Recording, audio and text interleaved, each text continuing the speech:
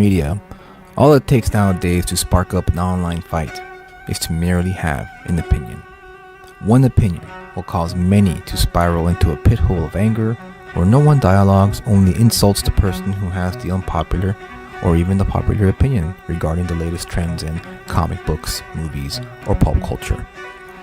It makes sense given the circumstance. After all, acting tough behind the protective wall of the black mirror we all own and use on a daily basis makes it easy for anyone to jump right into a tirade of insults and threats. Again, just for having an opinion that they may disagree with. I decided to go against that notion.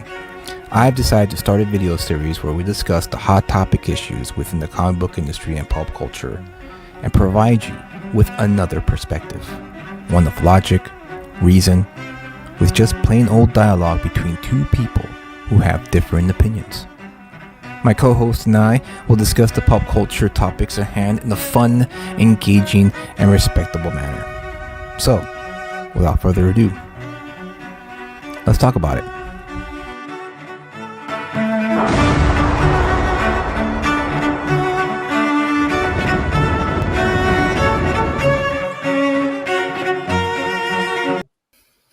How's it going, guys? Welcome to another edition of Let's Talk About It.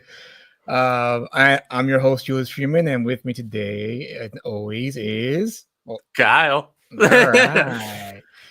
What's up, Justin? I like part of the intro there. What's up, Crenshaw? How you doing, man? Everything's good. Everything's good in this part of the world.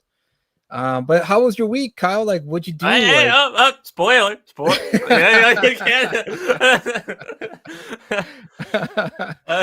So, spoiler alert, I had a good week. I had a busy week. I finally was able to get all my ducks in a row, and I was finally able to fulfill both Reset Protocol and Vigilant Fury. About damn time, if you ask me. A lot of delays. I've updated my backers over the last few months, and kind of a nightmare a little bit, to be honest with you. But we got it situated. It's all good, and so I pretty much turned in the first batch just today. So hopefully, knock on wood, I'll be able to do the rest of it and all of it for the next few days, and then I'll be free and clear of that, and I could focus on the future projects that I have in the pipeline. But how's your week? How have you been? Pretty good, man. Pretty good. Had a lot of fun getting new books. Few of the books that I got this week is one of them is one of the grails of my collection that I've been wanting for a while now. But some of the other ones that I got are a few Iron Man books. So this one's a really cool one.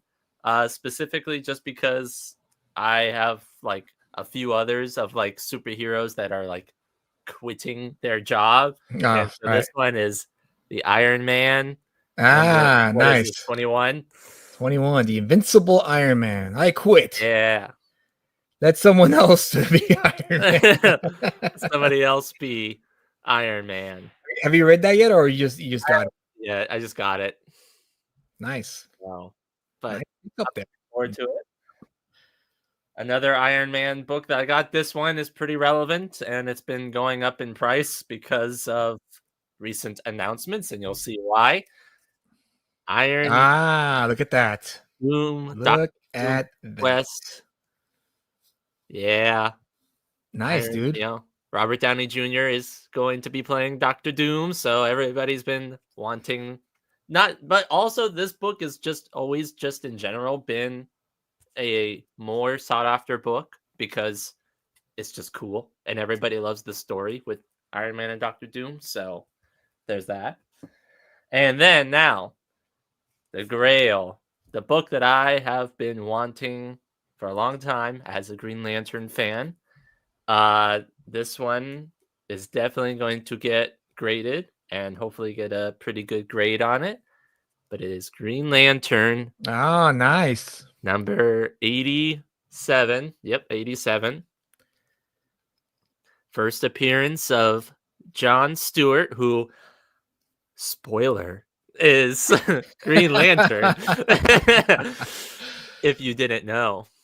or is I don't one of think the the people Green knew out Lanterns. there. I think you just ruined it for everyone. I know. It's not like the cover would have given any indication, but Well, those are great gets, man. I mean, I'm yeah. kind of like every week when you come out with these new books that you've gotten yourself, especially the old ones, I'm always a little, a little jealous the fact that you're able to find these books so easily and be able to pick them up without any problems, any hiccups. Yeah. So good on you.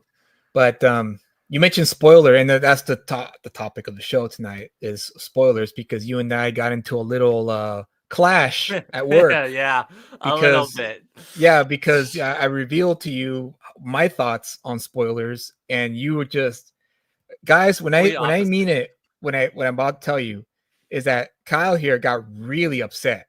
Like he was mad. Like I don't know why he was mad. I started laughing. I was like, I don't know why you're so mad, dude. Like I don't understand. Why are you getting because you angry at weren't me? listening to me. That's the reason I was why. listening That's to the reason you. why I was getting mad. I was listening to you, but you didn't want to acknowledge my answer. You just refused to acknowledge my standpoint, my viewpoint on the matter. And I was just like, dude, like, what's the big deal? I don't get it. Like, why are you getting so upset? Because it is a big deal, and I'm sure the people in the chat and the people in the world will agree with me. We'll see. We'll see. Now, just so we can start off, hot off the press. I don't care about spoilers, personally. Doesn't bother me. I mean, it did at one point. I mean, obviously, we all get there at some point, right, where we hate the fact that someone ruined a surprise scene in the movie or the ending of a movie or whatever, whatever the case, a plot point that kind of makes or break the movie. And as I've gotten older, I realized that I don't care as much as I did, back then. And Kyle here, obviously still cares about it, doesn't want to hear it, as we saw in that Key and Peele skit. He's the guy like, shh, no, like, shh, I got it, I can't, and then that's fine, But the big, I guess, the clash was, I said it doesn't ruin the experience, and Kyle is like, it ruins the experience, and that's what started. That's what started. It ruins the experience. You do not have the same level of enjoyment after being spoiled. I don't see that. I don't see that at all. And again, it's just for background purposes. Like I'll explain why for me, because like everyone else in this country, right? We all grew up watching either a TV show or movies, because that's part of like the killing boredom business, right? We get bored, so what do? We turn on the TV and watch a show that we like, or we go to the movies and with our friends and watch a movie that's just come out, because the experience is fun, right? Going to a movie theater, getting your popcorn, your drink, you're with your friends or you're with your date, and you enter this dark room in this big ass screen there, and you're surrounded by this THX, sound system. I don't know if that's still around now, or that's. I don't think so. Yeah, it's Dolby right now. That's doing. Yeah, sound. I guess. Well, whatever the case. They have They even have the seats that move now. Yeah, exactly. So whatever the case, it was a fun experience, and so, I went to school. I studied writing. I studied creative writing. I studied screenplay writing. All the fundamentals of the elements of story, and I just grew accustomed to knowing and learning the tools of the trade that I wanted to master, which is writing and storytelling.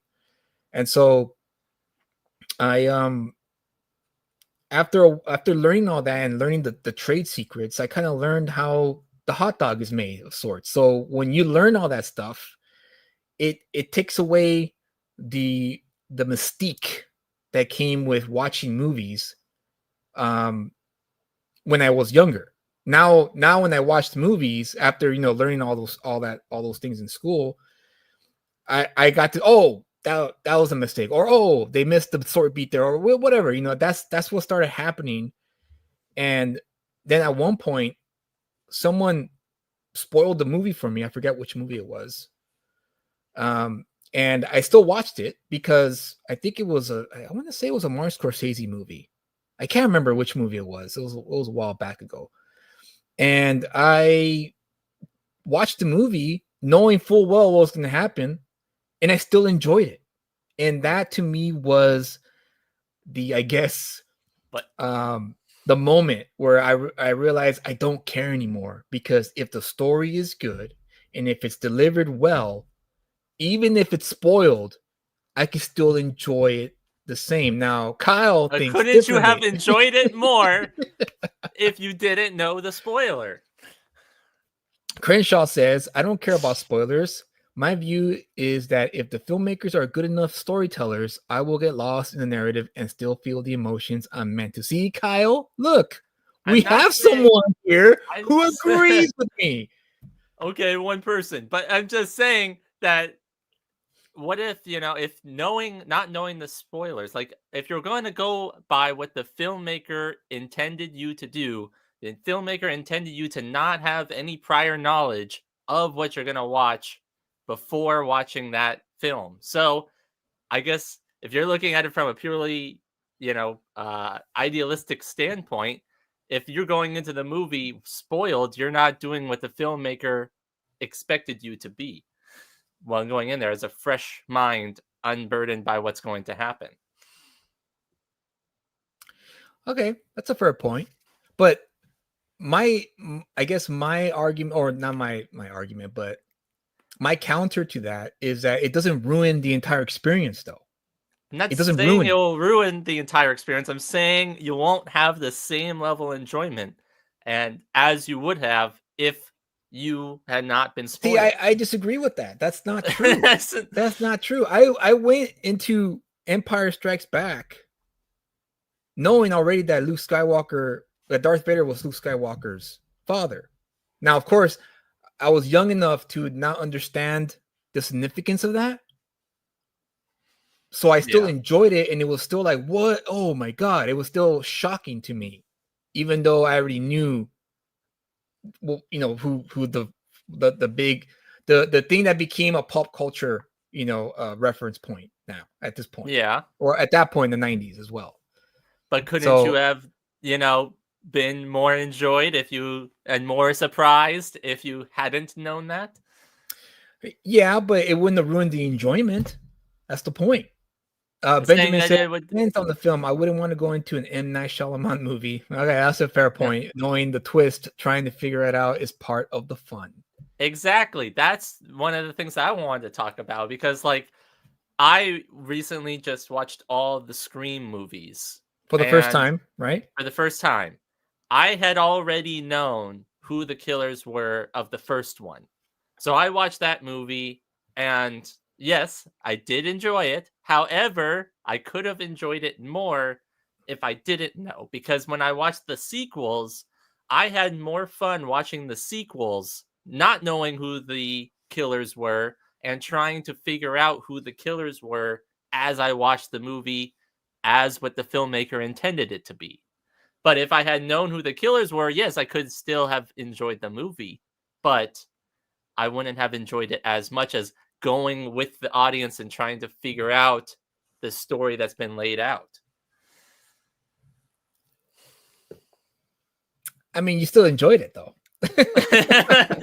That's the point. I could have enjoyed it more. It didn't. See, Crenshaw says, I don't see it as enjoying them more or less. It's a different kind of enjoyment. Now, that's true, because you overall, it's all about the story overall. It's always going to be about the story overall. And it's about the journey from point A to point B. Now, granted, I agree with you, and I agree with Ben that, yeah, a movie like an M. Night Shyamalan movie, you don't want to go in there knowing the twist, because you're right, that's part of the fun. But that takes away the rewatchability of the movie. It takes away, like, once you know the scare, it loses its luster the second time you watch it. That's not necessarily true.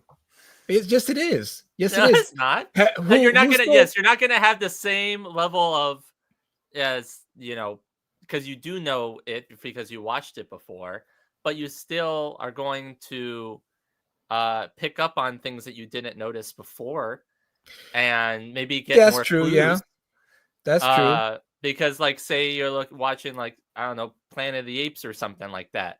You know that they're on Earth, and they sprinkled it throughout the movie. But if you went in there knowing that they were on Earth and you knew the big twist at the end, then rewatching it, you can pick up more instances throughout the movie where they hinted at. And Planet of the Apes is a classic too. People still revere it to this day. Yes. But see, even with the spoilers of that today, people still watch it. People still enjoy it. Yes. So it's like Crenshaw says, it's a different kind of enjoyment, but there's still enjoyment involved. It doesn't ruin. Now, I shouldn't say the whole experience, but it doesn't take away. It's my point. It doesn't take away. If the movie does is take good, away. It doesn't take away though. It doesn't. No, it doesn't. You're ruining the potential good experience of the first time watch. It's like a first impression. If you want to have a first impression with somebody, that first impression is key. If you already know something about that person, you already have a preconceived idea what they're going to be.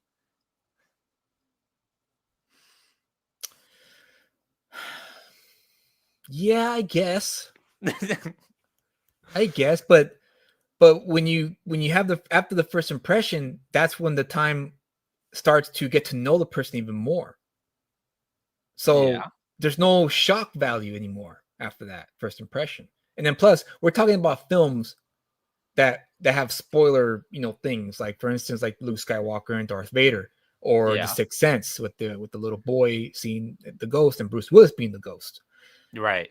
And so that's another one too, where I had, obviously, since it has been out for forever, I was already told that, I already knew that Bruce Willis was dead throughout the whole movie. So when I watched that for the first time, knowing that, it didn't do anything for me. That I still enjoyed the movie, but it didn't make me want to really rewatch it again, as if I would have if I watched it the first time, getting that experience, and then maybe later rewatching it again and picking up the clues where I didn't miss the first time. So that enhances the rewatchability. Yeah, but that's an exception. That The Sixth Sense is an exception, because that's the kind of movie that was purposely written and directed for that very purpose and reason. Now, Benjamin here is mentioning Signs. Now, I rewatched Signs the other day, and Signs is still a great movie. I've never watched Signs. There's never. I don't think there's a twist ending in that, or a twist. I guess what constitutes a twist, unless I'm mistaken about that. But that movie itself is just great because of the premise. Aliens showing up and have no idea why they're here, and that's terrifying. That in itself is terrifying. So it's not really the same. You could watch that and not really be ruined by any kind of spoilers, other than the fact that you find out that the aliens are allergic to water. That's about it. That's what I can think of. But have you ever had the experience where you did watch something and that you didn't know, had no spoilers for, you watched it, it was a great experience because you liked the twist or something like that, that then when you rewatch it, you think back as a nostalgia factor of the first time you watched that movie and you understood it, or maybe it was a crime show or something like that where you figured out who the killer was first time watching it, and then you're all like, when you rewatch it again, you're like, oh, I figured that out when that happened. It depends. It depends on what it is that I'm watching, and again, it goes back to how well it was made. So if it was done well, for instance, I think as much as M. Night Shyamalan did a great job with Sixth Sense and how he wrote it and how he directed it, it was a gimmick. That was purely a gimmick. That was a way to get himself noticed by the movie-going audience and also the industry, that he's able to monetize this kind of story, this kind of trope. Because after Sixth Sense, like in Hollywood fashion, a bunch of copycats came out after that. The Others, and I forgot, there's tons of movies that came out after Sixth Sense that copied that formula, because it was hip, but it was a trend. It wasn't anything of substance. So it depends on the kind of movie it is. If there's substance to it, then I'll rewatch it again, even fully knowing the twist ending or whatever, the major plot point that's like, whoa. Because overall, the story is still great. Now, Sixth Sense is still great, but it relied heavily on the twist ending, which was that Bruce Willis is the ghost. Well, Crenshaw yeah. says, if someone doesn't want to hear spoilers, I won't tell them jack, but anyone can tell me any spoiler and it doesn't bother me or ruin the experience. Same here, Crenshaw. Same here. For me, it only enhances my respect for the filmmaker or storyteller for still being able to tell a great story. That's how I see it when it comes to people telling me spoilers. Now, granted, if there is some movie that I don't want to hear about, then all right, then I'll say, hey, you know what? I want to watch it. I want to watch it for myself, or I want to read it first, and then we can talk about it. You know, we can talk about the cool ending or whatever. Saya or SYA says, I prefer to know I can still get lost in the feelings enough to really enjoy, but knowing takes the edge off. Much more enjoyable for me. Yeah, I mean, I do understand from that perspective because I have a friend as well who basically anytime we go, he's not really into any like movies or anything like that. He just wants to know, okay, is there a good guy? Is there a bad guy? And I want to know what happens. right. And so anytime we watch a movie, he's not into like watching a whole bunch of movies. So anytime we watch like say Mission Impossible or something, I always have to like pull him aside and say, okay, here's the major characters. Here's what's going on. This is what the plot's going to be. So that way, when he watches the movie, he can understand it better and have it flow better. And so that he can keep track of everybody, because otherwise he'd be like, who's that guy? Who's that guy? Why is he that guy? Now he's a bad guy. Now, and like, so yes, from that perspective, understanding that of spoilers, I guess you would say, helps it more be enjoyable for him. But for me personally, I believe that the spoilers should be kept a secret. Well, that's tough in the age of the internet. Well, yes. Did you read the next comments or no? Don't read it because it has spoilers in it. Oh. For the movie Signs. What is this about Signs? Yeah. See, okay. I would X away from the chat if I were you, if you don't want to hear it, because I'm not going to share it. I'm not going to share it unless you say so. Is it just because the twist that it's that water hurts them? No, they're actually clarifying for me what the twist was in the movie. Oh, okay. I mean, is Signs a good movie though to watch? Because I didn't. Yeah, absolutely, it is. It again, that was growth on the part of Shyamalan, because Sixth Sense, like I said, was a gimmick movie. Unbreakable, kind of the same thing, a little bit, but it's a bit more to chew on. And it involves comic books, so I mean, come on, why am I gonna deny the greatness of Unbreakable? And then the third one was a bit more. Again, he matured a bit more. He started to focus more on the story and not so much on the twist. And even though he still relied on it, because after all, that's his shtick, right? That started becoming his shtick. Mm-hmm. But at least the story overall was great, the way he presented it, and it's rewatchable even after knowing the quote unquote twist. And okay, well, so then I could watch it without knowing the twist. But Crenshaw, here I'll share this comment. All right, I won't read the comments just in case I do end up watching Signs. All right, but but like I said before, though, I have watched. I mean, like with The Scream and with Sixth Sense. Since we're talking about it, I didn't know about it, and I guess yes, it did. I mean, for me personally, I enjoy having that extra bit of immersion into the movie because I want to go into it fresh, not knowing anything. Especially because I guess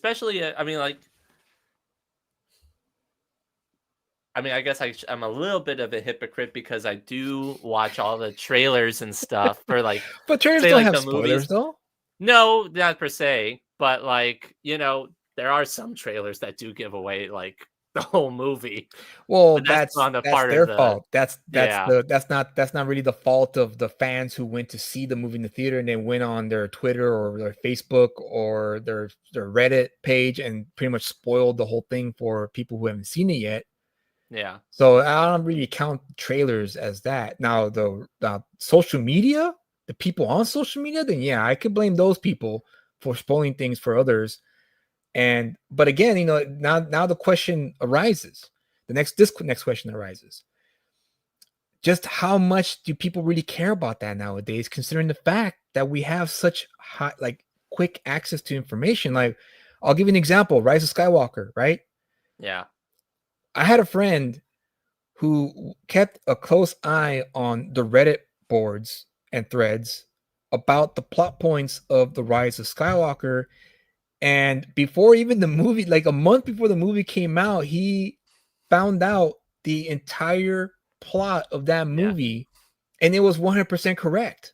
yeah, He still went to see it, knowing full well what was going to happen. yeah.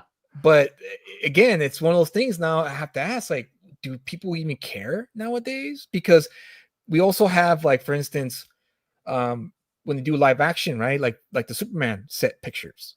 Right. Right, those are technically spoilers too, They are, because yes. because they were shot. It was shot in the public space, and so people living in their apartment complex nearby saw what was going on, took pictures, and uploaded to their social media platforms, and they went viral. Now, for me, it's like, does it even matter anymore? Like, is that because I know for the Avengers Endgame, the Russo brothers did a great job misleading people. Because remember in the first Right. trailer, they had the Hulk running with the Avengers, and you think it was going to be like a moment, but that moment never came. I The know, that's movie. the thing. That's like false advertising almost. And it was great though. It was a great Yeah. misleading because they understood what they were up against. They were up against people eager for the movie, and they were going to spoil it for the public masses. And kudos for them for figuring it out.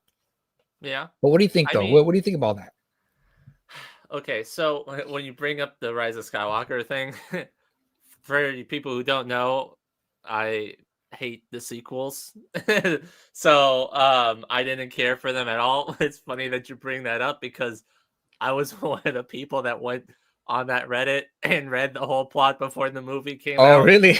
Yeah. Did you still watch it though? I did end up watching it, but because my whole family was here and we kind of had like a tradition of at least going to see the new Star Wars every time it came out. So Okay. I was already not going to care about the movie anyway. So from that instance, I didn't care about being spoiled, but for like 99% of the time, I do care. I will say though, when you're bringing it up about like different, like with the Superman and the set photos and stuff like that, I think in terms of those types of spoilers, I think breaking it down into different levels of spoiler, because if you're talking about a cameo or something like that that's happening in a movie, that's not, I mean, yes, it's technically a spoiler, but it's not as big of a spoiler as giving away a major plot point of like, Bruce Willis is dead in the Sixth Sense. Okay. Or that everybody's gonna be snapped at the end of Infinity War. I mean, people already kind of guessed that was gonna happen because of the comic books. Right. Or well, let's see, who was or that that Tony died at the end of Endgame. How about that? That was a different type. That was a spoiler that people didn't want to know would happen. But knowing that, they were going to bring back Red Skull or bring back all these other characters as cameos, those spoilers, yeah, people still want to know those, but they're not the same as knowing major plot points of a movie. Yeah, but there's still spoilers nonetheless. Yeah. I would still say though that knowing those characters, seeing those characters pop up in real time would have been more enjoyable than knowing beforehand. Like if I had not known whether or not the like Green Lantern and all of them are going to be in the Superman, I probably would have had more enjoyment watching it all the way, seeing them as it happened rather than knowing beforehand. Yeah, that's a good point. Hmm. So then what do you think should happen then? Because you can't help people wanting to spoil things for other people, because there's people out there who just like to spoil things. They just enjoy Yeah. it for some reason, and I don't understand why. It's just I'm sure there's a psychology part to that mindset of like, I'm gonna spoil it for everyone and I don't care. Yeah, it's funny because Like for instance, I'll- like I'll give you an example. Wolverine versus the Deadpool versus Wolverine, yeah, Deadpool Wolverine movie. About 2 days after it came out on YouTube on my feed were a few spoiler videos. It was handheld, from their camera in the theater, and they had dropped the oh, there you go, the Channing Tatum as Gambit scene. yeah, Not just him, but also Blade and Elektra, and right. then a Gambit. And I saw the amount of people who clicked on the video, and it was like in the hundreds of thousands, like within the span of like 15 minutes, because of how fast, I guess, the algorithm worked. But of course, after like about a half hour, the video got shut down. The channel got Right. shut down. But for me, I took it as like, what's going on here? Like, do people not care anymore? Like, do they? Because if they cared, those numbers wouldn't have been as high when I, Yeah. upon clicking on the video. Because I clicked on the video because, again, I didn't care. You don't care though. Yeah, But I don't care, also but some so people, there's 100,000 of people who clicked on that video didn't care. some Now, people don't granted, have self-control. well, granted too, there also could have been people who watched the movie and they just clicked on it because they wanted to see that scene again, which is also understandable. So those numbers could be, misleading in terms of my perspective on what I think the consensus of the mainstream audience cares about, whether or not they're spoiled on the major point in the movie. Yeah. I was, as we were looking this up, ready to go here, I was looking up like some of the psychology of of people who like to give out spoilers. Oh, okay. And so this quote that I read from this article, it says people who prefer spoilers to, giving out spoilers, they tend to like to have more control and knowledge. So sharing spoilers gives individuals a sense of control over the narrative. They feel more knowledgeable about the story, and so therefore it enhances their social status in discussions because I know what's going to happen and you don't, type of thing. Look at the synchronicity that's going on in our chat. As you were saying that, look at that. This crazy. Oh, there you go. Wow, just exactly. Like almost verbatim that Ben Wow. was able to write that up as you were reading the article that you read. So it's a form of like being a psychopath, I guess, or a sociopath. Yeah, it's I know. I'm going to ruin this for you because I don't want you to enjoy it. Yeah. Or the other alternative is like, I know something that you don't, and so at any moment I could ruin something for you. Fascinating. So it's a phenomenon then nowadays to want to spoil things for people. I mean, like, generally, do people like? I feel like there's a sort of unwritten rule, ethical rule of not spoiling, out of courtesy, not spoiling something within a week or so of something coming out. So like usually like when a movie or TV show comes out, I can see that. Usually, most people, if you're talking like the intro video was about, it's like, most people usually don't want to hear the spoilers within a week or so. But what do you think, chat? Do you think what's the approximate number of time, the time allotted per movies and TV shows that of the grace period that you give people before it's like, okay, you've had enough time to see it or something like that. Now we're going to talk about it.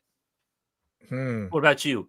I mean, do you spoil it for other people, or when you talk about something? No. I don't do that. No, I keep that to myself unless they say, yeah, go ahead, tell me, and then I'll tell them. But I'm not going to go out of my way to ruin someone's, enjoyment. That's just rude. But I know people who just don't care. They just don't care and they just do it, you know. But no, not me. I typically wait. Yeah, I for me personally, it's about a week and a half. I give people a Week and a half. Yeah. So if I have friends that like the same things that I do, a comic book comes out or a TV show that we both enjoy, or a movie that we're all looking forward to, it's about a week and a half before I go, you haven't seen it yet? Well, all right, well, I'm still going to talk about it. So you can either go to the corner over there, or you can stick around here and we're going to talk about it here amongst our mutual friends at a gathering or a party or whatever. Yeah. Social media, not so much. I don't really share too much of my my thoughts about the current movie or TV show, because again, I don't know who's seen it yet. Now, but if it's something like a year old, then it's fair game. It's like, at this point, if you haven't seen it, it's not my problem that you haven't seen it, and I ruined it for you, because everyone's talking about it and you still haven't seen it. So, fair game. It's fair game to talk about it now. Yeah, I mean, I guess I would probably agree with that. I would say that it's at least, I'd say I give them about a week or so to for current stuff that's coming out. Unless it's something like, if we're talking and I know that it's a old something that we're talking about and I haven't seen it, but yet I preference it and say that, oh well, I'm gonna see it soon, kind of like the show, the video at the beginning. It's like, I'm gonna watch it tomorrow. Yeah. I mean, yes, even though it's been a while, I'm like, I still want to have that level of enjoyment of seeing it fresh without encumbered by previous knowledge. Okay. Well, I mean, I guess we could say that, because I personally believe that the majority of people don't care anymore about spoilers. But I could be wrong. I mean, I don't have the resources to do like these polls, right? Or these have studies. one. I have that one that I showed you. Oh, okay. Well, share that information. It's this one was conducted last year or this year. It was based off a survey of 1,000 U.S. adults, so it's not like that big of a sample size. That's not really gauging the proper number.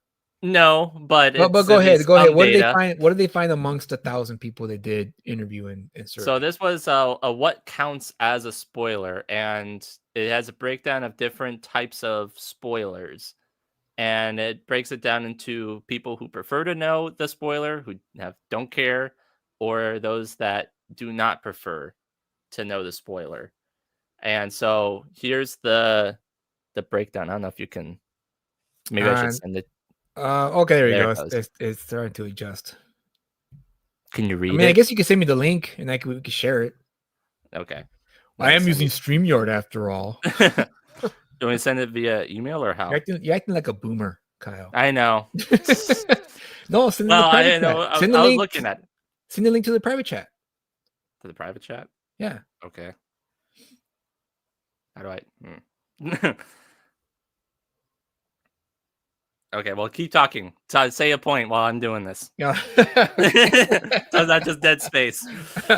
Well, the people who are here, I want to hear from you. I want to hear what you guys think of this. Does it bother you? Does it not bother you? Because, like I said, in the beginning of the show, once you learn, I guess, for lack of a better term, the trade secrets of how stories are told in terms of like movies or comic books or novels, or whatever the case, it kind of not destroys, but it takes away the mystiqueness of the magic behind of telling these stories.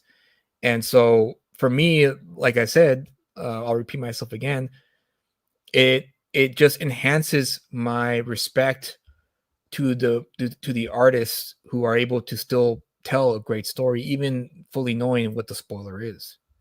And I've seen countless movies, like Memento, for instance.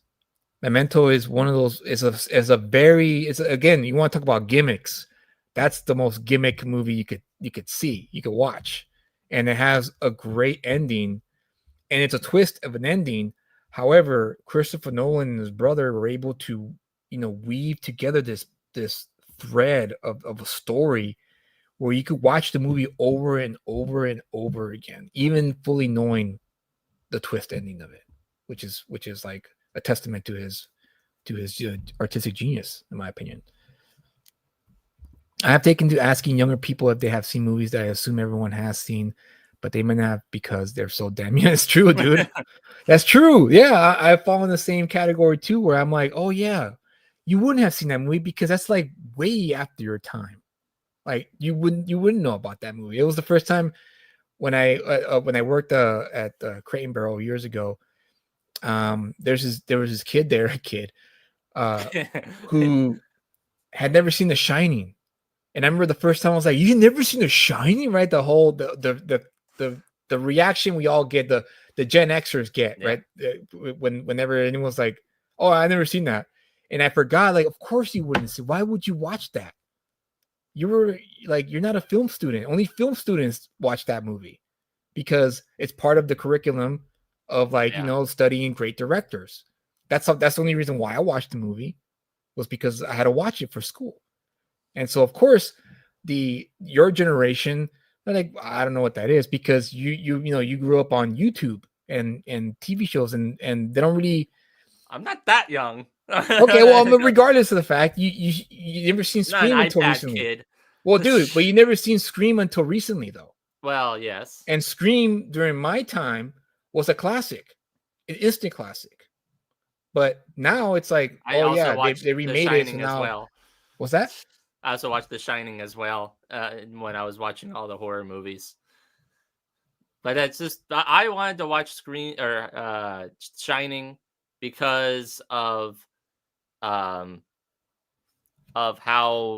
popular it is as a movie, because it is like very cult classic type Jack Nicholson movie that everybody does talk about and they make reference to all the time. I mean, you look at was it Ready Player One? That was a newer movie that came out that had a whole sequence that was based in The Shining. So it's funny that they add that, though, because like you said, maybe a lot of people didn't understand. No, I don't think they did. I hadn't watched it before, so I didn't understand. I understood some of the references because, through, watching, because it's been so talked about, I was spoiled by the movie. Like, I knew what was happening, but I didn't know like the plot elements of it or anything like that. So when I did watch it, not saying I understood it right off the bat either. It's a very a thinking movie. The link's not working that you sent me. Oh. Well, whatever. You guys get the idea. Yeah. It basically, I can tell it to you. Basically, all it said was that in terms of the people who prefer versus not prefer, for a spoiler of how the movie ends, a majority, 74% of the people prefer not to know. If it's a specific plot point, it shrinks a little bit more to 59% who people prefer not to know. Character or actor appearances, like cameos that we talked about, it also shortens down to 49%. Emotional reactions to the movie, it's split 30 in thirds between people who do want to know versus not, who don't care. The same with differences from the source material. So I guess with like comic book movies or books adaptations and stuff like that, it's split right down the middle of prefer not to know, no, don't care. Critical reception, people prefer to know that. They want to know if it's good. So people, I guess, in terms of spoiling it, if they want to know, is it a good movie? More people, 40% want to know that. And then general plot descriptions and episode descriptions, 63% say they'd rather know that, which is a big chunk. So they rather know what they're getting into, not necessarily what they want to know. What they're getting into, is it good, and that's it. Okay. But take that with a grain of salt, people, because that's that's only 1,000 people. But 1,000 people. But it makes sense. I mean, it does from a certain standpoint. It's like, at least from my personal standpoint, is I'd rather not know, but I do want to know if it's good or worth my time, I guess. Yeah, that is big. That is big. Worth my time and worth my dollar. To Yeah, if I'm gonna go and see the movie, I'd rather know if it's gonna be worth it. that's true. That's true. But if it spoil it for you, then you're going to go in there kind of with a stink face on. Then Yeah, and I it's safe am. to say. Because I'm not getting my full money's worth. Okay, I mean, I guess that's fair. That's fair. I mean, because like I said, I'm older and I've kind of grown like not weary, but I really don't care anymore. Honestly, I don't. Because it's out there now. Spoilers are going to be out there no matter what. There's always going to be somebody who's going to go out there and just go out of their way and just spoil it for people, and it goes viral because there's not just one person. There's tons of people who don't mind ruining, fun things for other people. But again, it's a testament to the whoever is making the whoever is presenting the story to still get people invested in watching the movie and still enjoying it, even though they know the quote unquote spoiler of it. Here's another point that I just thought of. Say you go and you watch the show or movie and you didn't know anything about it, and you got the extra enjoyment because you didn't have any spoilers. Now, in terms of, I want to get your perspective. For me, because I got that experience, I want to also share that experience with somebody who also hasn't watched that movie before. So I want to go and bring them to that movie and also not tell them anything about it so that they can also get that full enjoyment as well, and hopefully bring more, and then they'll bring another person to that as well.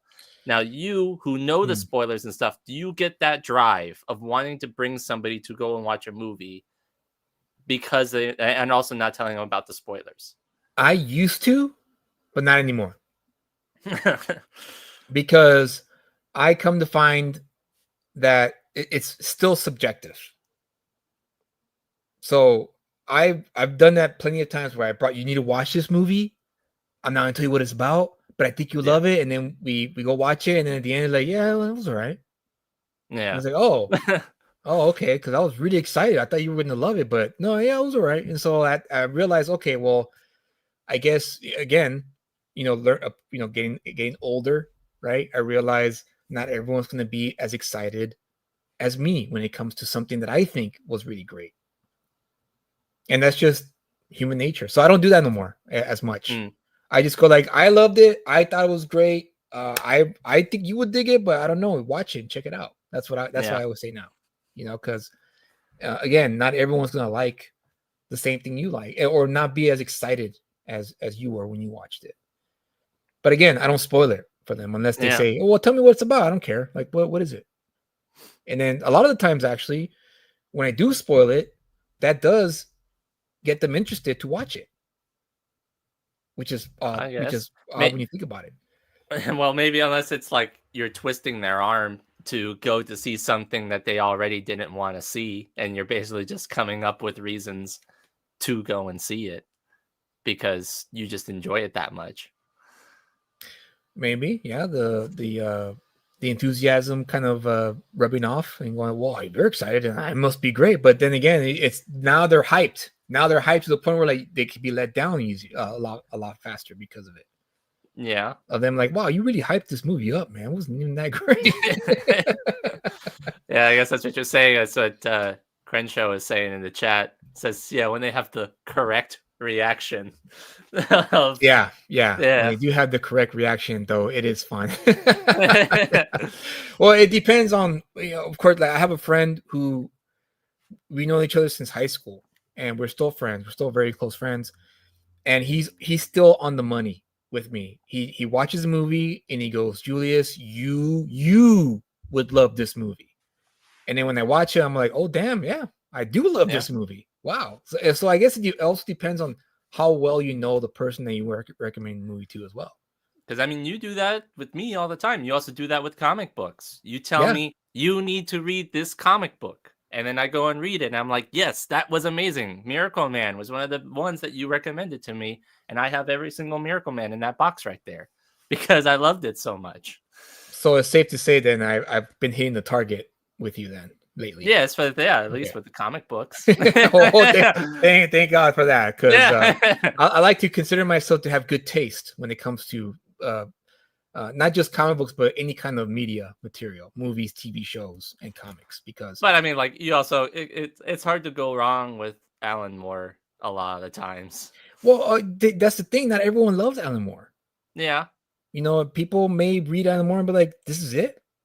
This is you know," because they can say, "Well, I'm more of a you know, I don't know, Walt Simonson guy, or I'm more like a John Byrne guy. Like I like stuff like that. You know, I like more of Brian Michael Bendis. You know, very heavy on the dialogue or whatever the case." But I mean, I'm glad you enjoyed Miracle Man. That's my goal. My goal is to always enhance the palette of the young readers and young people, and get them to see movies that are thought provoking, and also get them to read stuff that's thought provoking and interesting to read. Mm-hmm. So thankfully, no spoilers. You know. SYA, let's see, what was it? Ben says, I went on a double date to watch The Ring. I didn't know what it was about. I was expecting a romantic comedy. Oh man. I was pleasantly surprised to find it was a horror. Was your date surprised? Same pleasantly surprised? That's a good surprise, actually. You're going like, oh great, it's gonna be a romantic rom-com. Yay. And then you find out it's a horror, you're like, wow, hell yeah. SYA says you have a lot more bandwidth to retain the details of the spoiler, and in general, as a young person, as I get older, I have less and less memory available. I usually forget the spoiler by the time I actually see it. You know, there you go. Okay, then you get to enjoy it all over again because yeah, exactly. Okay, well, I mean, I think that's pretty much sums up the topic here. I mean, I don't mind it. You do. I think I got you with some points though. I think you did. You did because I'm starting to I'm understanding the significance of not being spoiled by it. But again, you know, I guess it depends on your preference of what you enjoy, what you like, what you prefer. You know, so I don't care either way. I really don't care. You can spoil it for me, and if I go out and watch it and I still enjoy it, it's still a great movie or a TV show or a comic book.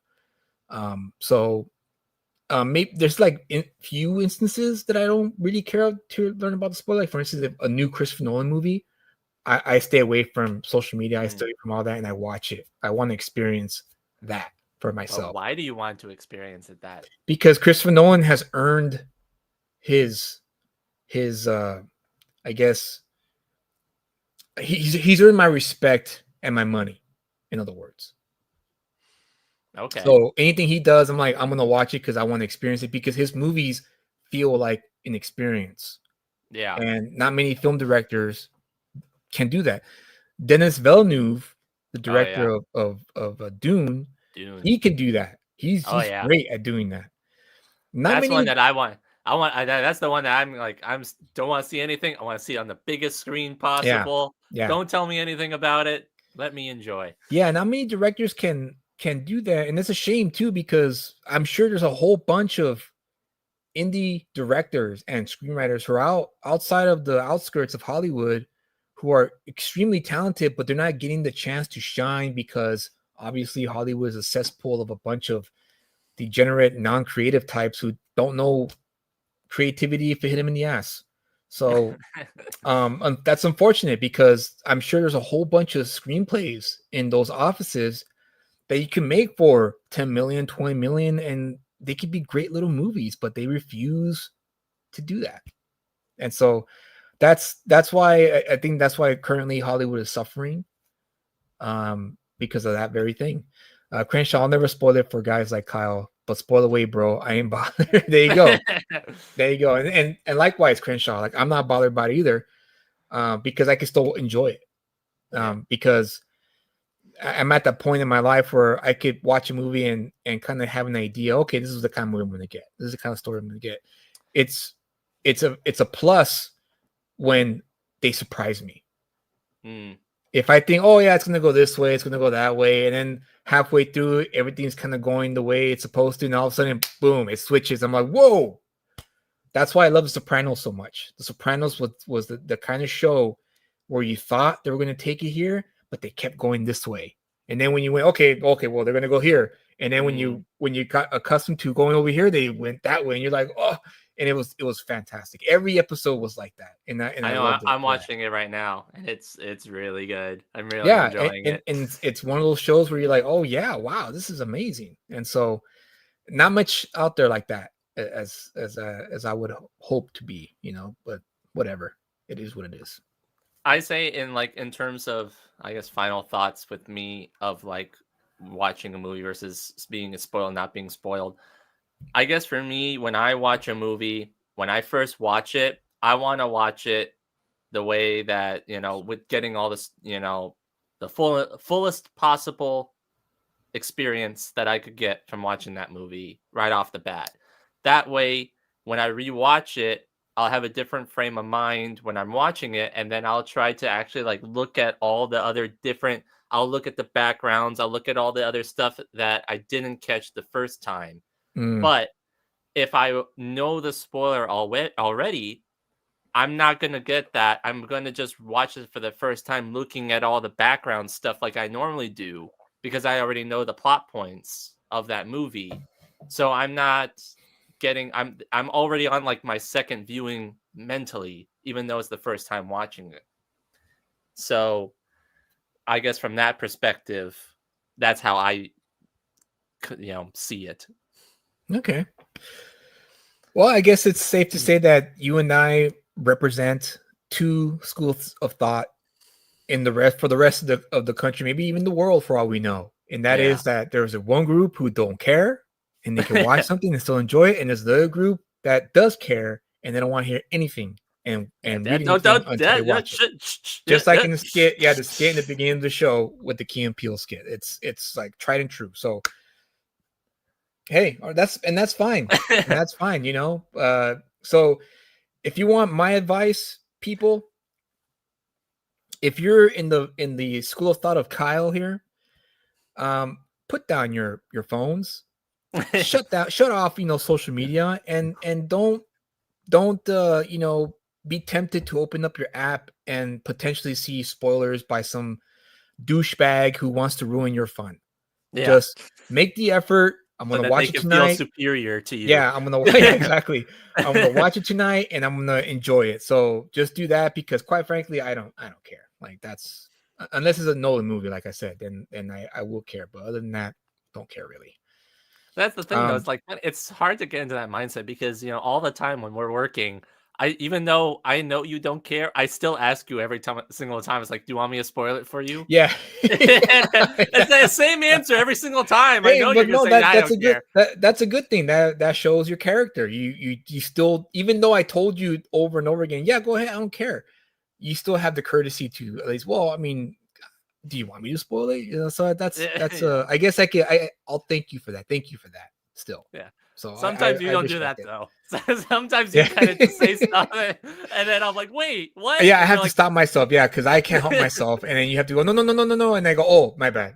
All right, sorry, I was getting carried away there for a second." So yeah, that pretty much sums up to the topic, and after a long hiatus, here's a spoiler for you guys for tonight. We are bringing back the segment that we kind of forgot about, because the topic sometimes would get will be so I guess what's the word I'm looking for, engaging.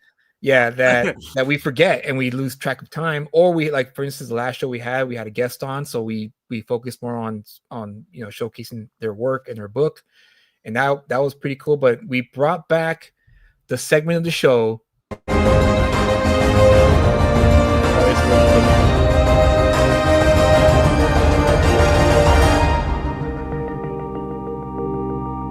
So yeah, so we're pick up.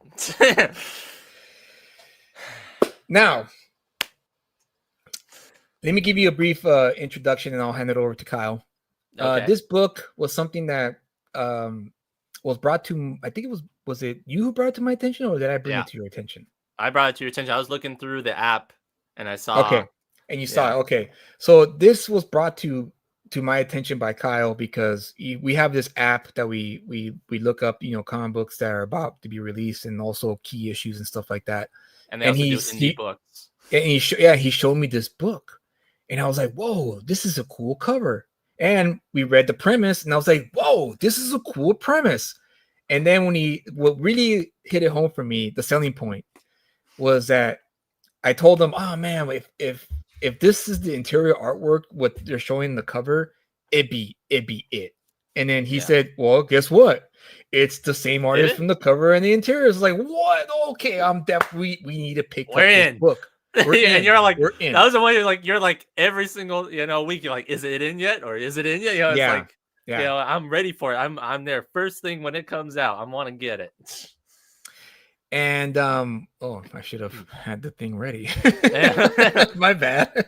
So while you're pulling it up, okay, go ahead. Yeah, go ahead. I'll give you a brief overview of the segment, which is it worth the pickup?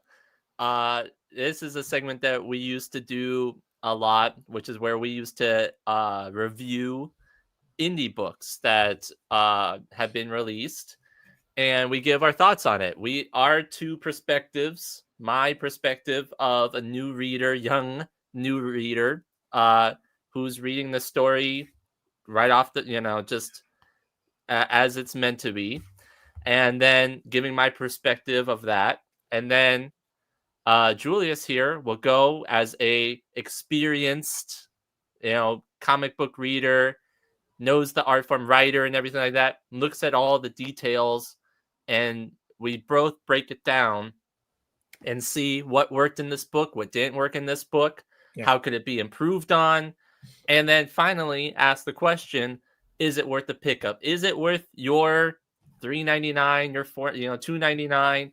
Is it worth it to go and pick it up?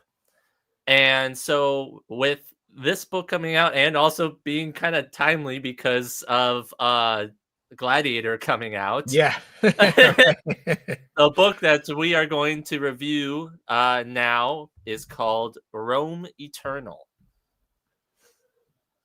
Rome Eternal.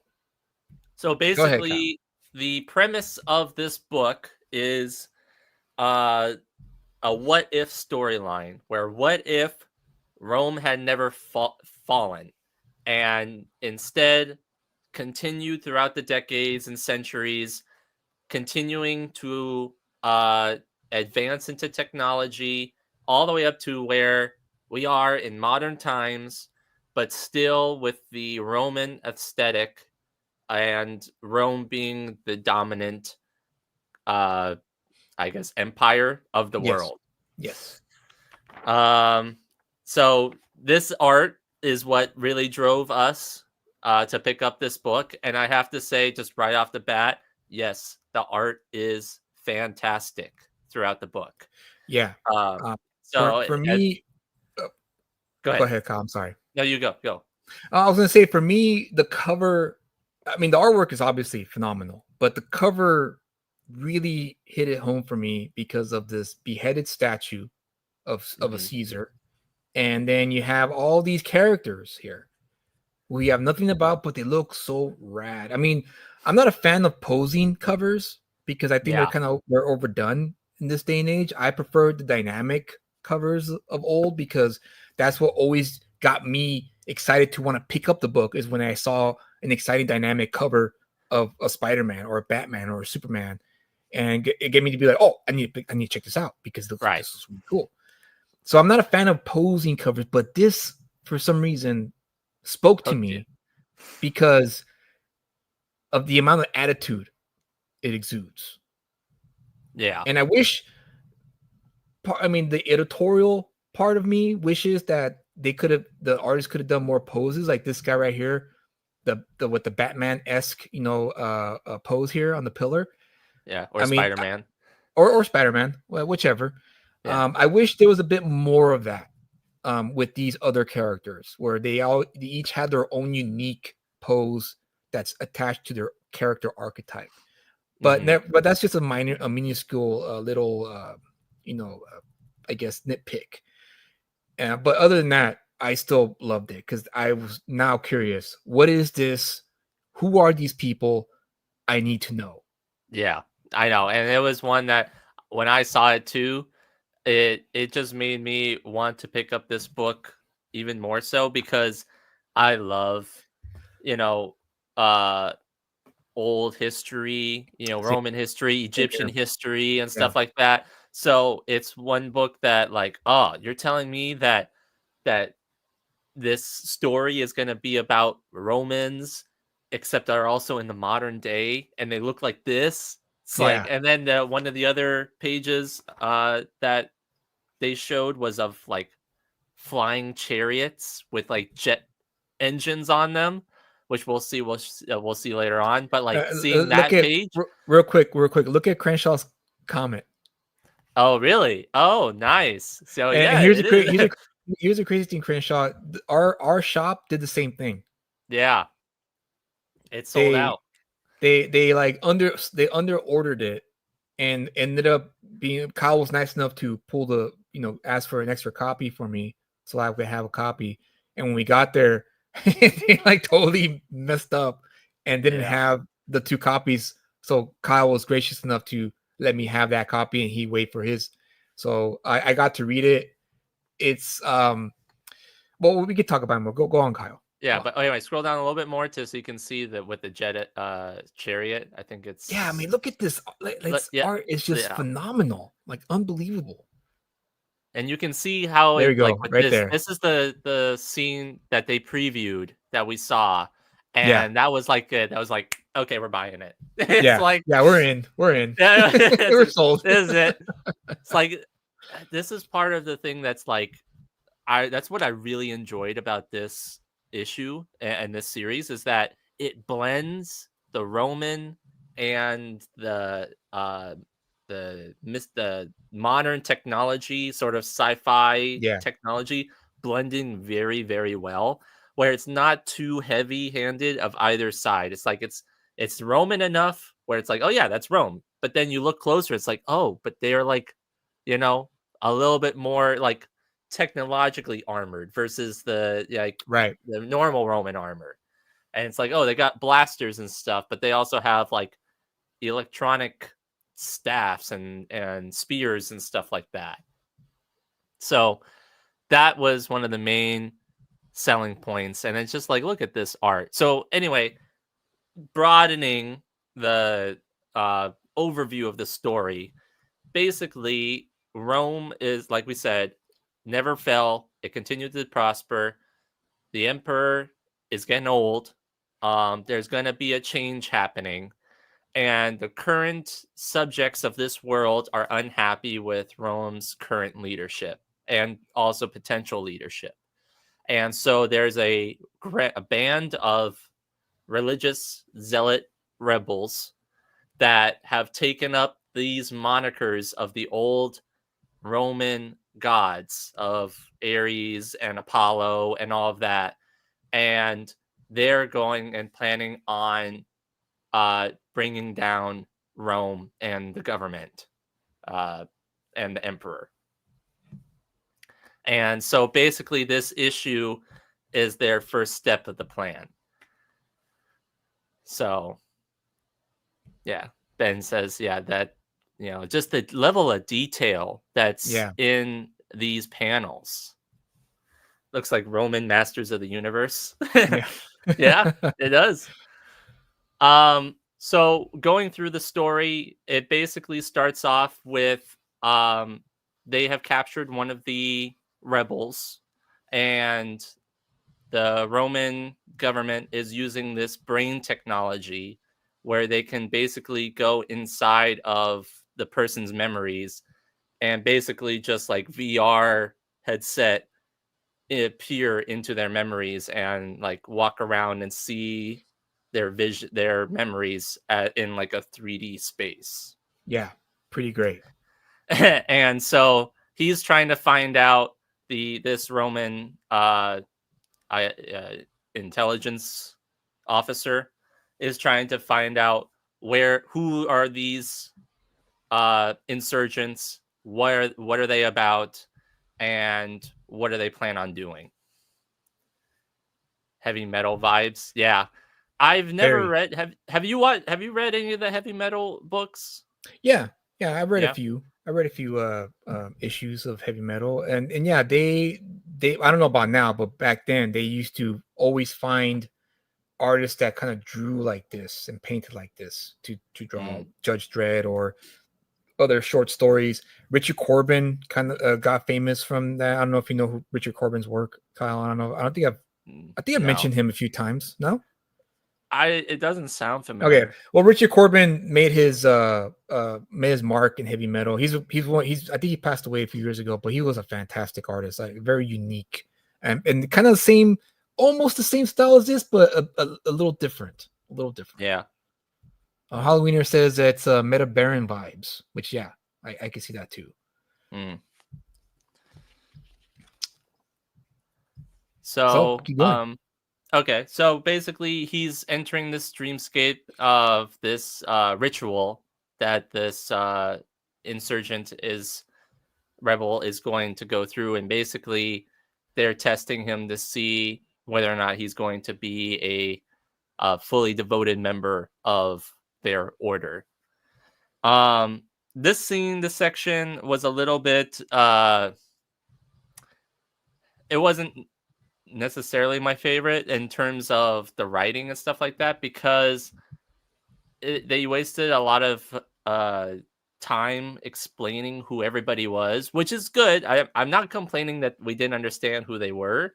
It's just that also later on in the story, they also sort of announce who they are as they're fighting and going throughout the story. Oh, it became redundant. It kind of became redundant seeing it here. That's right. It did. They could have done it a little differently there with the editorial there. The editor should have caught that and be like, yeah, we already gave the name, so we don't have to, do that again here in this scene.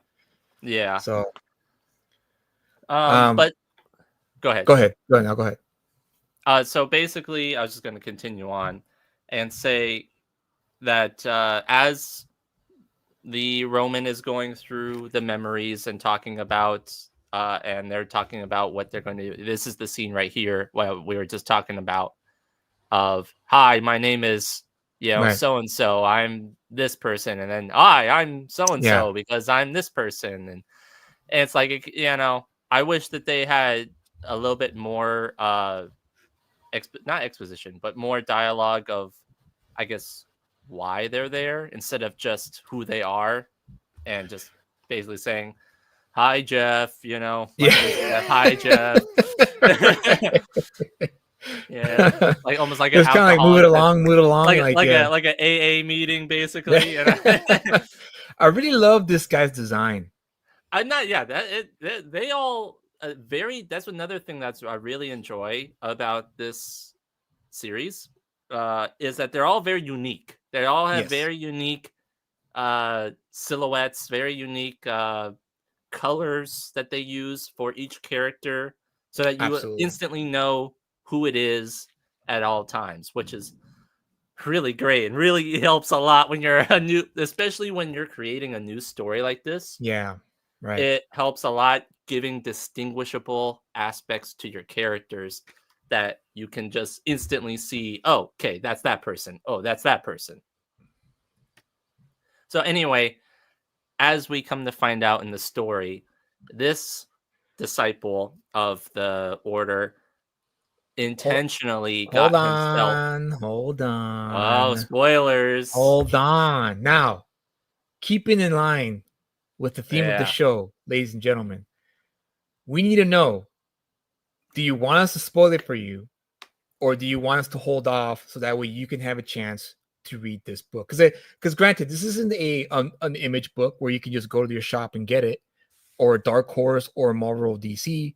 This is I think it's Magma Comics. Magma. Yeah, Magma Comics is a small press based on San Diego, and so they really, they don't have that much of a reach, but for me, this is a good first impression. You want to talk about first impressions? Yeah.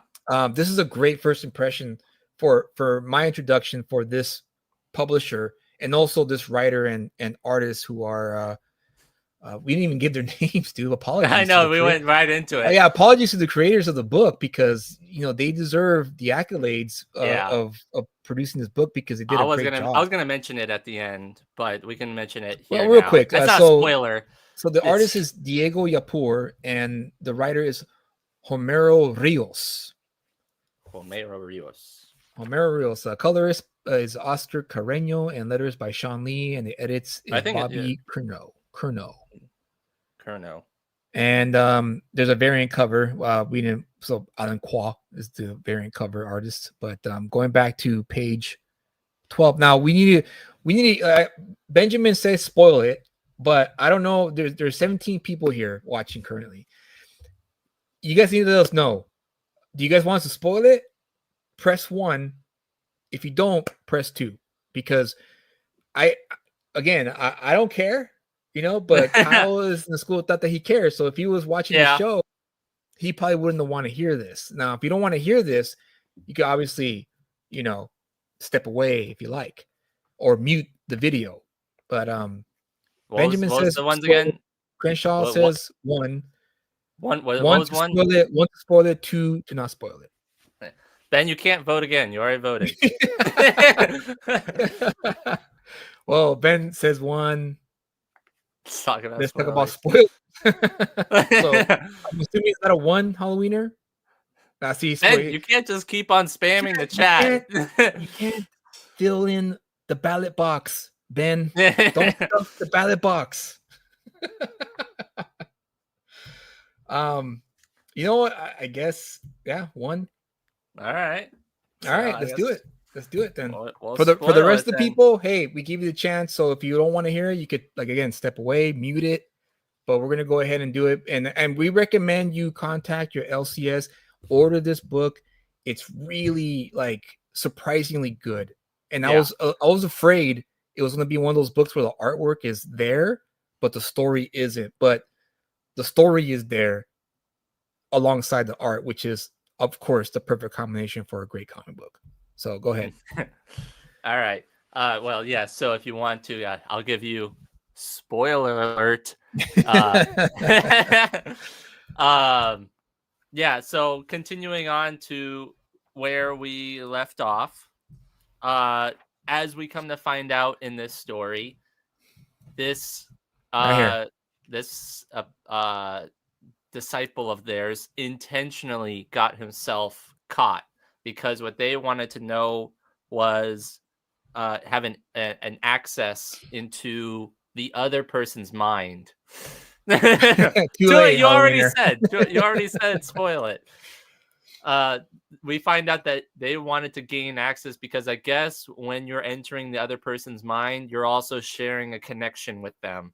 So they can enter your mind.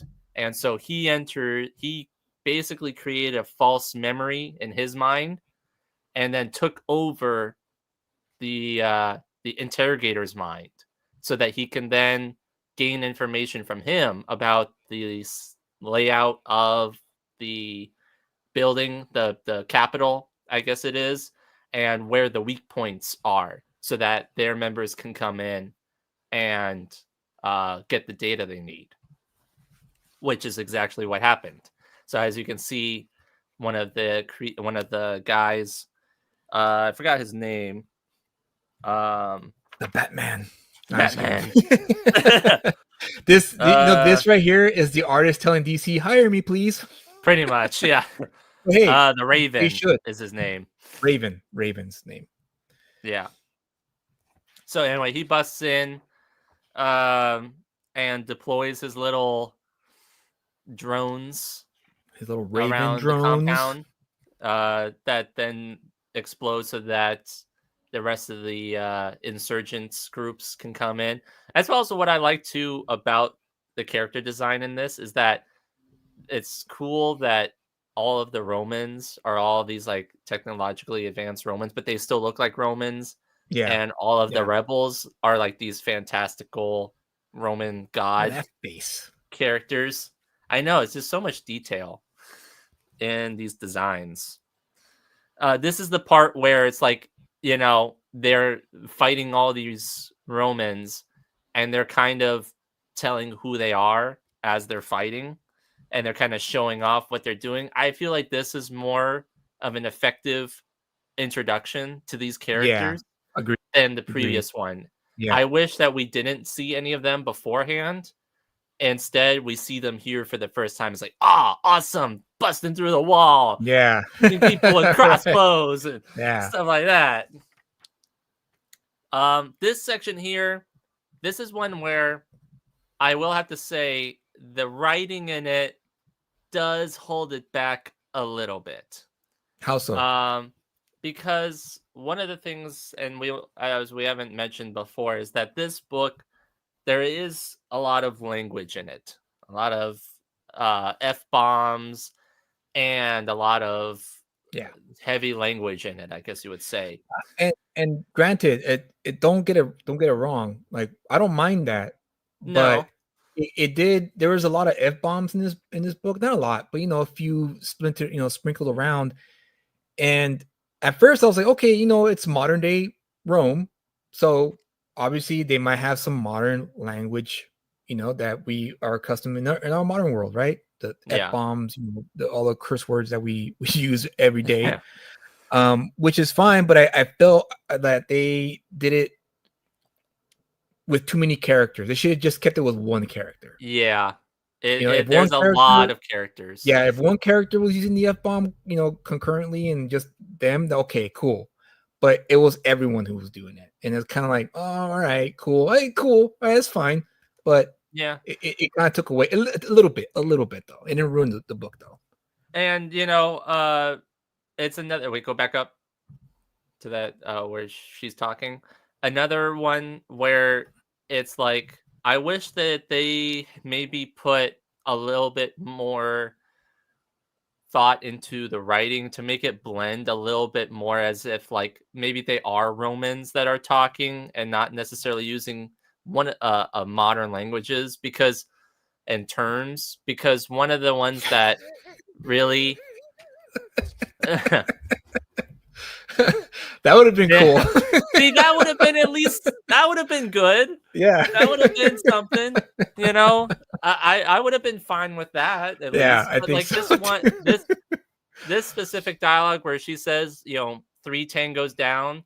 That just means that just in my head is just like, she's just a jet fighter pilot talking about modern aircraft and stuff like that. I wish maybe you could have rewritten it to like, the birds are out of the sky, something along those Something like lines that, of okay. like, Right. it's like, you get the point across. It still fits within the world. It's not directly blatantly obvious of what they're talking about. Let's see what else. So that's one of the main gripes that I had with it. This guy was cool. This pose, I don't know. What did you feel about this pose? This one Yeah, seemed it a was little weak. a little limp. Yeah, Especially they could have definitely extended it out further and give him a stronger, pose, and maybe his face. I mean, I guess his face is fine. It's kind of like that confident, like we had you guys since the beginning, kind of confident face, and it's probably that. But I feel like the arm should have been extended a bit more out. I think it should have definitely been all the way extended. Like really like blasting these people. There you go. Halloweener says double eagle defeathered. Double eagle defeathered. They should have hired you to be an editor for the for this book, something like that. But and then you can see, I mean, a that's great a pretty action good shot here. art right there. Yeah, being all blown to bits. See, and there you go. I'm aroused as F right now. Now here would have been cool. I'm aroused as F. Fuckus. But again, it's small little minute nitpicks. But overall, great book. I recommend it. It was a fun book. I'm really curious and eager to find out what's going to happen in the next. I don't know how long was this. Is this like a 6 issue? Did you find out? I don't know how many issues it is. I just know that it is a ongoing series. Okay. So I don't know how many issues it is, but Look at this Crenshaw's comment. Perfectly put. It would have been an interesting exercise to show how language might have evolved had Rome continued. Yeah, that could have been a great challenge for the writer of this book to, Mhm. I mean, not go all in. Don't be like a J.R.R. Tolkien and create a whole new language. But yeah, it'd be a nice creative challenge for the writer to be like, well, let me look up some of the words that were common back in ancient Rome, and let's see if I can like make spin them around a bit and like mess around with it and see what I could come up with. And it could have worked. I think it could have worked if he yeah. had tried it for sure. I think the dialogue. If you took the dialogue and everything, and you just put it in a modern spy action book, nothing would have changed. Right. I think that Right. the dialogue in it still works as the story. It's just it doesn't necessarily fit the genre that it's in, or at least trying to portray. Motion lines, people. Motion Yeah. lines are your best friend because this looks like a pose. I mean, I know he's dodging the swing, but either motion lines or use a different angle to I know, but showcase the movement. yeah, and especially because the next panel is Look at it's pretty good. perfect. Yeah. Perfect. Right here. This is it. I feel that punch, you Yeah. know? The other one, I don't know what he's doing. Is he just kind of like, "Hey, look at my knife. It's pretty cool." Oh, the You see clue you that? get is the Yeah. Now the positioning in this guy's positioning is good, but there's no, maybe if you pull the camera out a bit and maybe show the end point of the swing, that could have worked. Yeah. Because this looks like the midpoint of the swing, and the golden rule is you always want to draw the endpoints of action movements because you really showcase to the reader just how hard they swung or they kicked, head butted, whatever the case. Right. Like I this, mean, like this right here. This is the end of the action movement, and it works. yeah. With that guy with the lion on his chest, you saw it at the beginning where he's, his other arm is wound back and then Yeah. he's coming forward and smacking him in the face. A good smack in the face too. Yeah. Yeah, see, like, and it's the dialogue right there. Like, this, I would have been fine if it was just the guy in the white there Mm-hmm. that had the dialogue that was dropping all the F-bombs all the time, because he's the one that Right. mainly did it. I see. Yeah, But for sure. but also all the rest of them did as well. Yeah, see, I mean, it's like it almost sounds like too much of a street slang, which is again Yeah. fine, but if you're writing something to that point, but But it's also gotta to go ahead. go ahead. No, go ahead. I was gonna say, but also to not like what you just mentioned with street slang. This guy is supposed to be a Roman officer, official, governor Right, type right. person. So you automatically think highly educated, someone Yeah. who knows the classics, right? Someone, because we all know, well, for the most part, we should know when you're highly educated, you have a way of presenting yourself when you're highly educated, the way you speak, your cadence, and all that stuff. But yeah, you're right. Again, it was one of those things where it kind of threw me off, but again, it didn't ruin the experience, the reading experience for this book. And Halloweener adds this point here, which is right on the money. And the painted style already stiffens it. Really have to push extra with that look, and that's absolutely right. Yeah. So either motion lines or again the end of the action movement, which is always a key to go to when you're drawing action.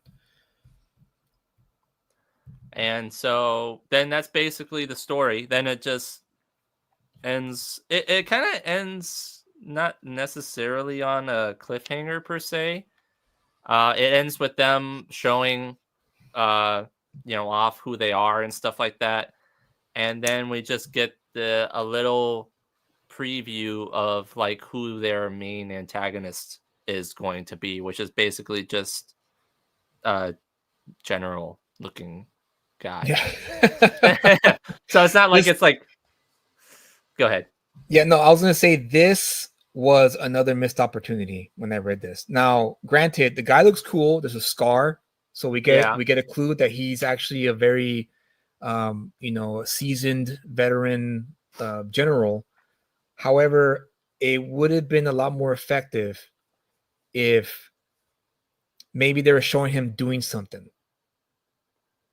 like either interrogating someone or torturing somebody or besting an opponent somewhere, and then he's like, called to by the emperor, whatever. Or maybe he was training some newbie, or maybe he's training his son, whatever. Something to showcase just how much of a badass he is, or a glimpse of it. And then we could get this scene here where he talks to the emperor and he's going to assign him the task to find these rebels and, make an example out of them. But I have a feeling that this guy, is this guy the same one from his flashback? Let me see. But Benjamin here says another good point. He should have been on a splash in a powerful stance at least. He's slouching and looks weak here. Good. Yes, another good point there. But again, to be fair, he's bowing to his emperor, and typically you bow to your emperor, even if they're on their deathbed. And so, but again, it's one of those things where maybe it was a creative choice on the part of the writer to showcase how loyal he is to Rome. Maybe. I mean, that's kind of that's what I get from this panel anyway. I'm looking at the flashback. It doesn't necessarily show anybody that looks directly like him. So it's more likely a new character than that. He's gonna elaborate on the second issue and really maybe showcase how much of a badass he is and how dangerous he is. Yeah, because they do a little bit of teaser with the cover of the next issue. They do put it at the end. I didn't put it in here, but if you want to zoom, if you blow me up. Okay, hold on. It does show one of the characters like dying, or at least supposedly dying. And this is the cover of the next issue. So I don't know. Maybe that's supposed to be the tag not spoiler, but hook for the next issue. Which I mean, it's okay. I mean, at least you're getting it here and you're seeing it. But yeah, I wish they had done more with the general, or maybe I don't know. Maybe it just ended. No, I'd say like it ended here in the splash. Yeah, it should have ended here. It should have ended here, and then maybe the beginning of the second issue start off introducing the guy who's going to be the main antagonist against this group here, this rebel group. Yeah, because it didn't. That ending, it didn't really add anything besides him saying, Yeah, this scene only works if you've already introduced the character previously and you reintroduce them again later on. Because that's what it feels. That's what it feels like when I read this. When I read this scene, it feels like I should know who this guy is, but since I have no idea who this guy is, it's not as impactful as it would be as if, like, say, for example, let's just say this was a Daredevil issue, right? And we got to see Daredevil win the day, and then the end here would be, I don't know, Bullseye, and we hadn't seen Bullseye in, like, let's just say they haven't used Bullseye in like 3 years in the context of the storylines that were published. Then it'd be like, oh, dude, he's back. That's what I get from this last scene here. And it's like, I get it, but it's not hitting. Yeah. Maybe if they had what if they had done this? What if he's this general? What if he was the Caesar's son, and maybe he was a descendant of the major Caesars of actual history, like Augustus in 27th. I mean, it could be, but maybe that could still worked. But you have to be like a Roman history geek to know, to get that. And there's not really. I mean, I can't think of any like famous Roman soldiers, other than Julius Caesar, but that's about it though. So they could have just ended it with that splash page and it would have been perfect. It would have been the perfect ending. My name is Maximus Decimus Muraeus. The 45th. I am here to serve you, Emperor. I mean, that could have been cool, but no, that's the copyright Yeah, well, infringement obviously there couldn't be that. there. But other than that, moment of truth, Kyle, is Rome Eternal worth the pickup? Yeah, I do believe it's definitely worth a pickup. It's definitely, at least for the art alone, it is something really to. I mean, you just want through the whole book here, but if you wanted to pick up the actual book and read it for yourself. But yes, I'd say besides the what we talked about with the writing not necessarily being tailored specifically to the this yeah, like that, like with the writing not necessarily being tailored to the era that the book is trying to be. Right, right. um and some of the story elements in it of terms of like introducing characters in a different way, that's not exciting first and then doing the exciting one after. um but in terms of the actual look and like I said, the aesthetic of the world that they're building is top notch. It's a Yeah. world that Mhm. I want to learn more about. Like, how did we get to this point? Where's this going to go? Just on that alone. So you have a really strong team right here that where they are definitely building this world, and I think if they can work on the writing a bit, I think, and some of the story elements, this is definitely going to be a top book for me. Yeah.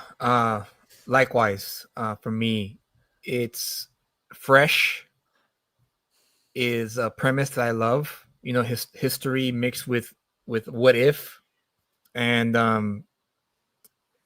like it missed a few marks for me, but it didn't ruin the entire story for me.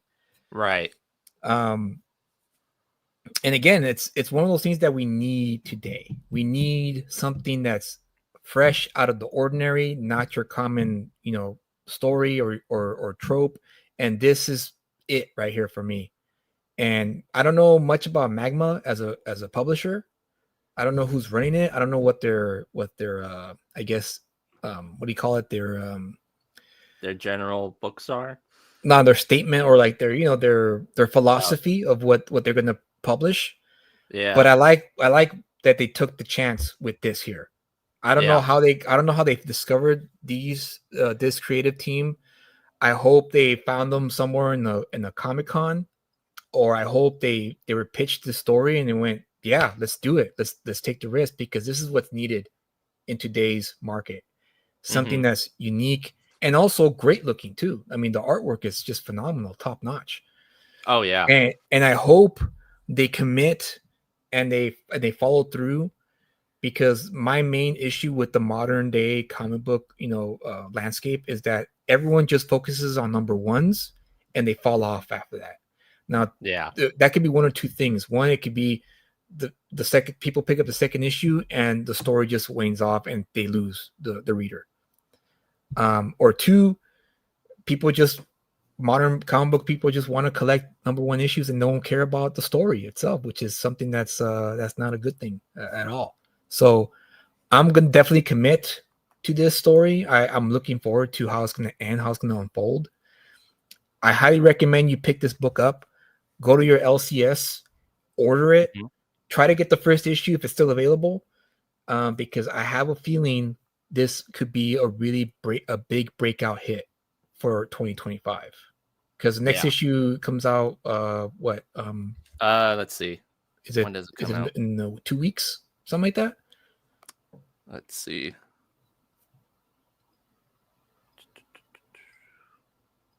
Hang on. Give me a second. Come on. All right, December 11th. December 11th. Okay, so a few weeks from now. But yeah, I highly recommend it, guys. Pick it up. You won't regret it. And then hopefully issue 3 just got posted. It comes out February 12th. And is this a bi-monthly cover book? looks I think No, it might be a bi-monthly. no, book because then. the first one came out November 6th, and then this one comes out December 11th. No, it could be because of the holidays. Hopefully Probably. they stick with the monthly release because yeah, this book does deserve as many eyes as possible. Here's the cover for issue 3, if you wanna. Yeah. Ah, look at that. Nice. What are those in the steps? Those are all the helmets of all the guys. Oh, look at that. Nice. Cool. So Well, there you have it, guys. So Rome Eternal is worth the pickup. Check it out if you can. I know issue 1 is probably going to be harder to find because I don't think they printed that many copies. So hopefully they have extras, and if you just order it through your LCS, they'll be able to get the extra copies of issue 1. here's the variant cover that they're doing for issue 3. All right, hold on. Looks like it's gonna be some magic. Oh, who's the artist for that one? Does it say? Emon Wrinkle. Eamon Eamon Wrinkle. Okay. So, but yeah, definitely check it out, pick it up. It's worth the pickup. Let's see. Unhinged says to maintain the high quality art and story, I wouldn't mind a bi-monthly title. Yeah, hopefully they have the majority of books already done. I mean, I think that should be the common practice amongst all, especially high level comic book publishers that have like these kind of books in the works. So hopefully that's the case. Hopefully, here's hoping, right? Yep. So definitely check it out. It was, as you saw in our review. But anyway, I think that's about it to sum up that's about it. Our discussion.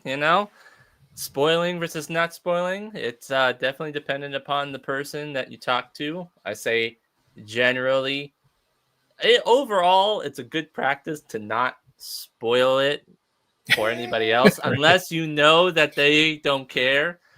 General rule of thumb, though, is try not to spoil it for people.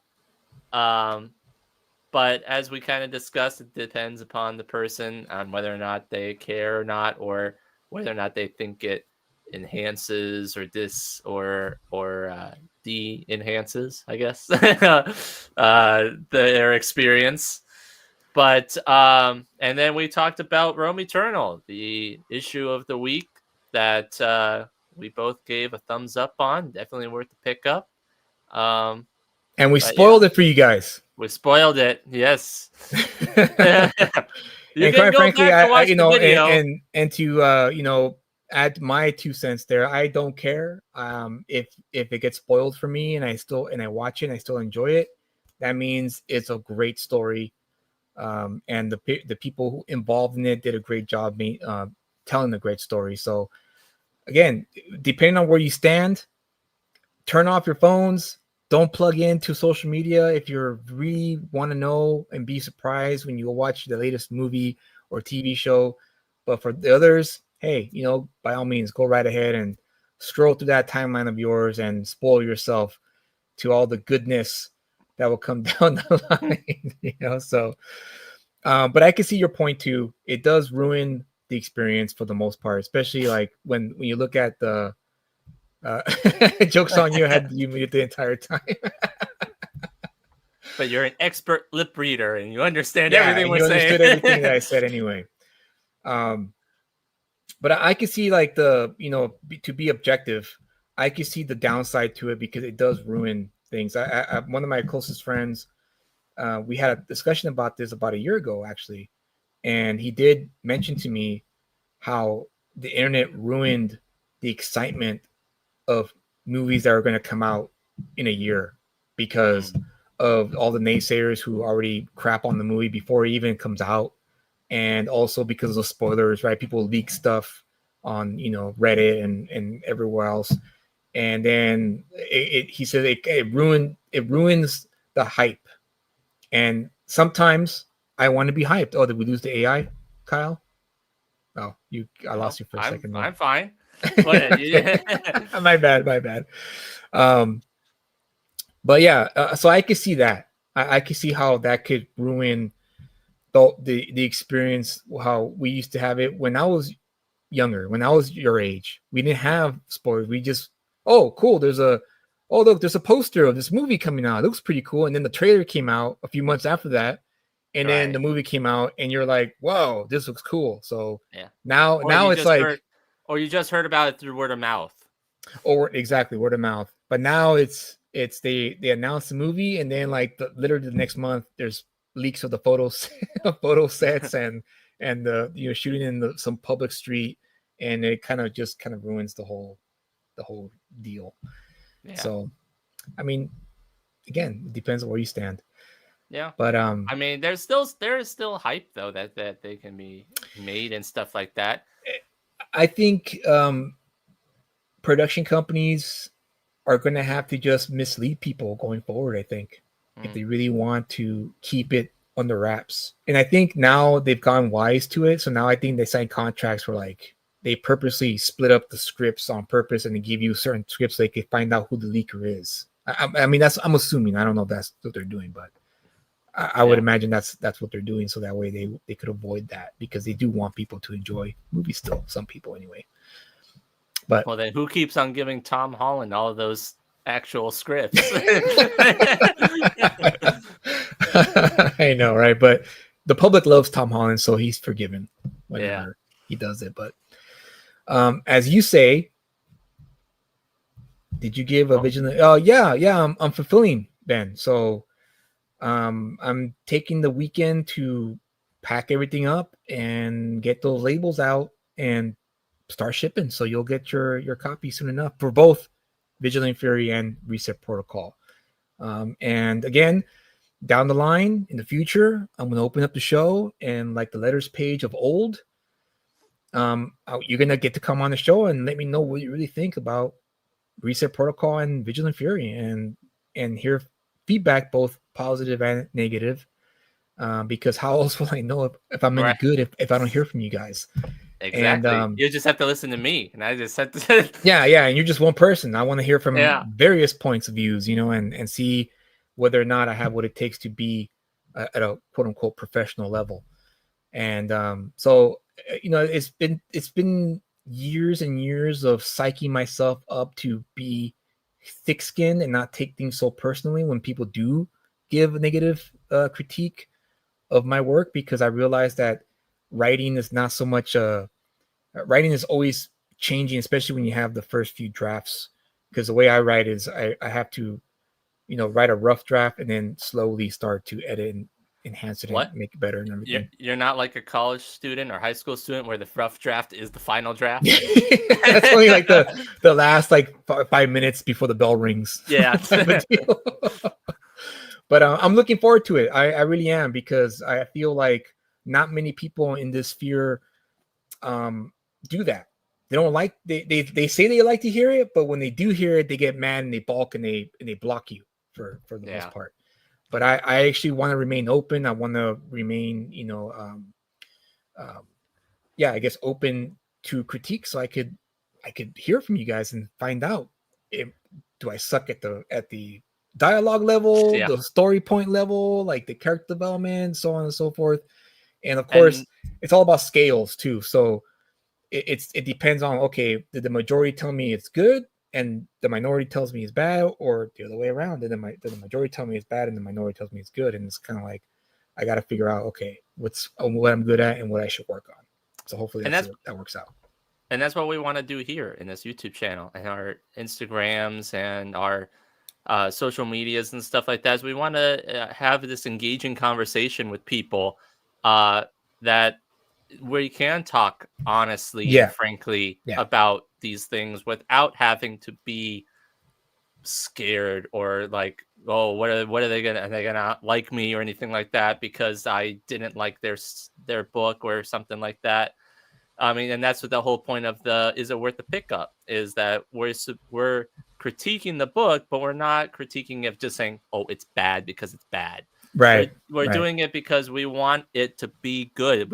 We want the story and the art to be the best it possibly can be, because we love comic books, we love movies, we love TV shows. We want these to be the best that they can be. And so that's the reason why we want to engage in these discussions. Absolutely. And definitely, guys, hit the subscribe button, like, comment. Definitely check us out. Check out our other videos. He always forgets to say that. So I always forget because I it. always like, remember, I'm a comic book creator with a YouTube channel. I'm not a YouTuber selling the comic book. So Yeah, sorry, I apologize for. you gotta not play doing the my due algorithms, diligence. man. You gotta do it. Yeah, you're right. You're right. Absolutely, you're right. 100%. So yeah, hit the like button, subscribe if you haven't already. We try to come on every Friday, but things happen. Yeah, things check out our happen. Instagrams where we also put up interesting posts, updates, like you mentioned. So definitely check those out. And I agree, Unhinged. We need more critiques in our sphere. And Yeah. I from my observation, a lot of people, a lot of creatives balk at it because I get it. You pour your heart and soul into something you've written. So when someone critiques it, it feels like you're being personally attacked. And that was the hurt. That was a major mental hurdle for me, in the years that I've been doing this, is I have to remember that whenever I do write something and I put it out into the world where other people are going to be reading it, it's no longer mine. It's gone. Like it's detached from me. It has to be, and I feel like real growth is when you go through the fire and you let it burn. You let all that stuff burn, and you go, okay, well, I'm not really good at this. I'm not really good at that.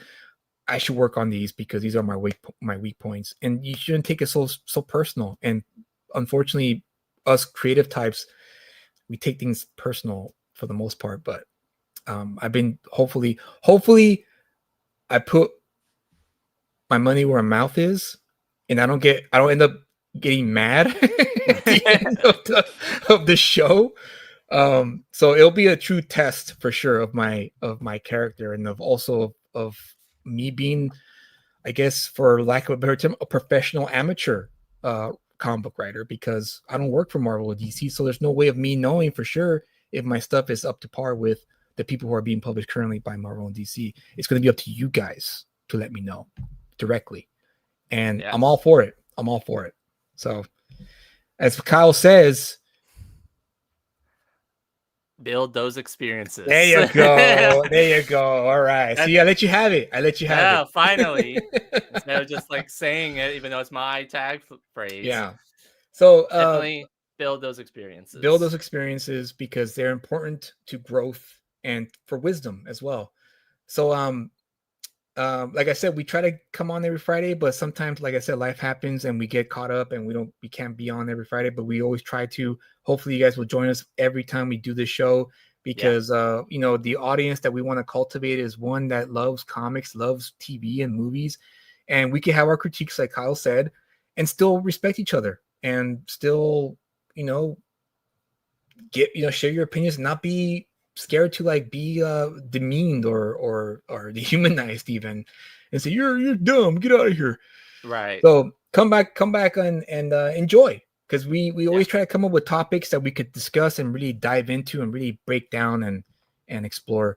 So watch some of our old videos too, where we also talk about other topics. Absolutely. So with that said, we'll see you on the next one. And again, every time we end the show, I always like to share something that's funny, thought-provoking, interesting that I find during the week. And I know I'm really late, but I thought it was just too funny. But it's a Halloween themed one. But the video was just way too funny. I know. Don't get me wrong. I know. But the video was just so funny. I had to share it with you guys. So have a great weekend, and we'll see you in the next one. All right. Bye, guys. Hold on. There we go.